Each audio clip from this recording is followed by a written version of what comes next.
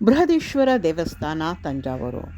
ತಂಜಾವೂರು ತನ್ನ ಸಾಂಪ್ರದಾಯಿಕ Tanjore painting, ಅಂದವಾದ dancing ಡಾಲ್ಸ್ಗೆ ಪ್ರಸಿದ್ಧವಾದಂತೆ Bharatanatyam ಮತ್ತು ಕರ್ನಾಟಕ ಸಂಗೀತಕ್ಕೂ ತಳುಕು ಹಾಕಿಕೊಂಡಿದೆ.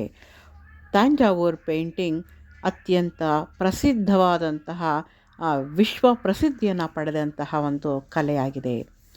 1000 ವರ್ಷಗಳ ಇತಿಹಾಸವನ್ನು ಹೊಂದಿರುವ ದೇವಾಲಯ ಬೃಹದೀಶ್ವರ ದೇವಾಲಯ ಕಾವೇರಿ ನದಿಯ ದಕ್ಷಿಣದಲ್ಲಿದ್ದು ಶಿವನಿಗೆ ಅರ್ಪಿತವಾದ ದೇವಾಲಯ.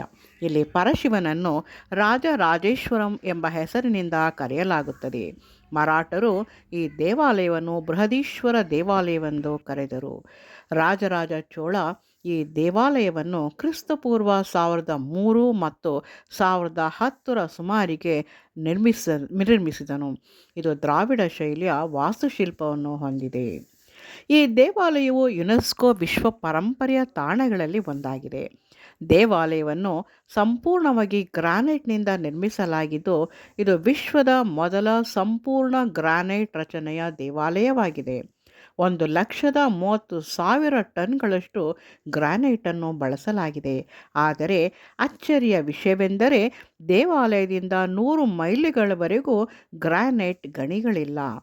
208 ಅಡಿ ಎತ್ತರದ ಗೋಪುರ ಹೊಂದಿದ್ದು ಶಿವನನ್ನು ಲಿಂಗದ ರೂಪದಲ್ಲಿ ಪೂಜಿಸಲಾಗುತ್ತದೆ.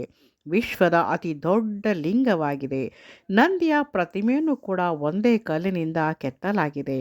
ಗೋಪುರ 80 ಟನ್ನಷ್ಟು ತೂಕವನ್ನು ಹೊಂದಿದ್ದು ಗರ್ಭಗುಡಿಗೆ ಶಕ್ತಿಯ ಪ್ರತಿಫಲನವನ್ನು ನೀಡುತ್ತದೆ. ಹಾಗಾಗಿ ಈ ದೇವಾಲಯದಲ್ಲಿ ಎಂದಿಗೂ ಸಕಾರಾತ್ಮಕ ಶಕ್ತಿ ನೆಲೆಯಾಗಿರುತ್ತದೆ. ಈ ದೇವಾಲಯದಲ್ಲಿ ಭೂಗತ ಸುರಂಗಗಳು ಇದ್ದವೆಂದು ನಂಬಲಾಗಿದೆ. ಒಮ್ಮೆಯಾದರೂ ಕೂಡ ಇಂತಹ ದೇವಾಲಯಗಳಿಗೆ ಭೇಟಿ ನೀಡಿ ದೇವರ ಆಶೀರ್ವಾದವನ್ನು ಪಡೆದರೆ ನಾವು ಮಾಡಿದ ಪಾಪ ಕರ್ಮಗಳನ್ನು ಕಡಿಮೆ ಮಾಡಿಕೊಳ್ಳಬಹುದು. ತಂಜಾವೂರು ದಕ್ಷಿಣ ಭಾರತದ ಸಂಗೀತ ಮತ್ತು ನೃತ್ಯ ಕ್ಷೇತ್ರವನ್ನು 800 ವರ್ಷಗಳಿಗೂ ಹೆಚ್ಚು ಕಾಲ ಮುಂದುವರಿಸಿಕೊಂಡು ಬಂದಿದೆ. ಕರ್ನಾಟಕ ಸಂಗೀತದ 72 ಮೇಳಕರ್ತ ರಾಗಗಳು ಈ ಸ್ಥಳದಿಂದಲೇ ಹುಟ್ಟಿಕೊಂಡಿದೆ. ಕರ್ನಾಟಕ ಸಂಗೀತಗಾರರಾದಂತಹ ಶ್ಯಾಮಶಾಸ್ತ್ರಿ, ಮುತ್ತುಸ್ವಾಮಿ ದೀಕ್ಷಿತರು, ತ್ಯಾಗರಾಜ ಭಾಗವತರು ಈ ಜಾಗಕ್ಕೆ ಸೇರಿದವರು. ತಂಜಾವೂರು ವೀಣೆ ಆಧುನಿಕ ಭರತನಾಟ್ಯವು ಅಭಿವೃದ್ಧಿಯಾಗಿದ್ದು ಇಲ್ಲಿಯೇ. ತಂಜಾವೂರು ಗೊಂಬೆ ತಯಾರಿಕೆ ಪ್ರತಿ ಕುಟುಂಬಗಳು ತಮ್ಮ ಮನೆಯಲ್ಲಿ ವಿವಿಧ ಗೊಂಬೆಗಳಿಂದ ಅಲಂಕರಿಸಿರುತ್ತಾರೆ. ತಂಜಾವೂರು ಗೊಂಬೆಗಳು, ತಂಜಾವೂರು ಕಲೆ ಭಾರತದ ಅತ್ಯಂತ ಮಹತ್ವದ ಸಾಂಪ್ರದಾಯಿಕ ಕಲಾ ಪ್ರಕಾರಗಳಲ್ಲಿ ಒಂದಾಗಿದೆ. ಬೃಹದೀಶ್ವರ ದೇವಾಲಯವನ್ನು 5 ವರ್ಷಗಳ ಅವಧಿಯಲ್ಲಿ ಪೂರ್ಣಗೊಳಿಸಲಾಗಿದೆ. ಗೋಪುರ ಶಿಖರದಲ್ಲಿರುವ ಕಲಶವು 81.284 ಟನ್ ತೂಕವಿದ್ದು 8 ಶಿಲೆಗಳ ಜೋಡಣೆಯಿಂದ ನಿರ್ಮಾಣಗೊಂಡಿದೆ.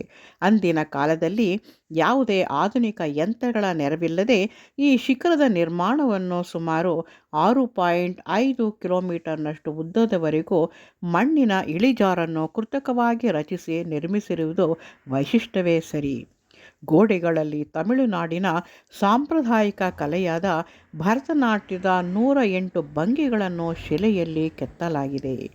ತಲುಪಲು ಬೆಂಗಳೂರಿನಿಂದ ತಂಜಾವೂರಿಗೆ 415 ಕಿಲೋಮೀಟರ್, ಧರಾಸುರಂನಿಂದ 34 ಕಿಲೋಮೀಟರ್, ಚಿದಂಬರಂನಿಂದ 110 ಕಿಲೋಮೀಟರ್ ದೂರ ಆಗುತ್ತದೆ. ತಂಜಾವೂರು ಅಥವಾ ತಾಂಜೋರ್ ವಿಶ್ವ ಪ್ರಸಿದ್ಧ ಊರು 3 ವಿಷಯಗಳಿಂದ ಪ್ರಸಿದ್ಧವಾಗಿದೆ. ಒಂದು, ಬೃಹದೀಶ್ವರ ದೇವಾಲಯ ಮತ್ತು ಅಲ್ಲಿನ ಪ್ಯಾಲೇಸ್, ತಾಂಜೋರ್ ಪೇಂಟಿಂಗ್ ಮತ್ತು ಡ್ಯಾನ್ಸಿಂಗ್ ಡಾಲ್ಗಳು. ತಂಜಾವೂರಿಗೆ ಹತ್ತಿರವಿರುವ ತಿರುವಯ್ಯಾರ್ನಲ್ಲಿ ತ್ಯಾಗರಾಜರ ಆರಾಧನೆ ನಡೆಯುತ್ತದೆ. ಎಲ್ಲ ವಿದ್ವಾಂಸರುಗಳು ಸೇರಿ ಆಚರಿಸುವ ಸಂಗೀತದ ಹಬ್ಬ. ತಂಜಾವೂರು ಜಿಲ್ಲೆಯನ್ನು ರೈಸ್ ಬೌಲ್ ಆಫ್ ತಮಿಳುನಾಡು ಎಂದು ಕರೆಯಲಾಗುತ್ತದೆ. ಕಾರಣ ಕಾವೇರಿ ಜಲಾನಯನ ಪ್ರದೇಶ ಅಲ್ಲಿದೆ. ಮತ್ತೊಂದು ಅಚ್ಚರಿಯ ವಿಷಯವೆಂದರೆ ಗೋಪುರದ ನೆರಳು ಭೂಮಿಯ ಮೇಲೆ ಬೀಳುವುದಿಲ್ಲ. ಅಂತಹ ಒಂದು ರಚನೆ ಇಲ್ಲಿನ ದೇವಾಲಯದಲ್ಲಿದೆ. ದೇವಾಲಯ ನಿರ್ಮಾಣದಲ್ಲಿ ಯಾವುದೇ ಗಾರೆ ಮರಳು ಬಳಸಿಲ್ಲ. ಕಲ್ಲುಗಳ ಒಳಜೋಡಣೆ ಅಂದರೆ ಇಂಟರ್ಲಾಕಿಂಗ್ ಸಿಸ್ಟಮ್ನಲ್ಲಿ ಈ ದೇವಾಲಯದ ಸೃಷ್ಟಿ ಆಗಿದೆ. ರೇಷ್ಮೆ ವಸ್ತ್ರಗಳ ತಯಾರಿಕೆಗೆ ತಂಜಾವೂರು ಪ್ರಸಿದ್ಧವಾಗಿದೆ. ಇಡೀ ತಮಿಳುನಾಡಿನಲ್ಲಿಯೇ ತಂಜಾವೂರಿನ ರೇಷ್ಮೆ ವಸ್ತ್ರಗಳಿಗೆ ಅತ್ಯಂತ ಪ್ರಸಿದ್ಧವಾಗಿದೆ. ತಂಜಾವೂರು ಐತಿಹಾಸಿಕ ಪಟ್ಟಣ.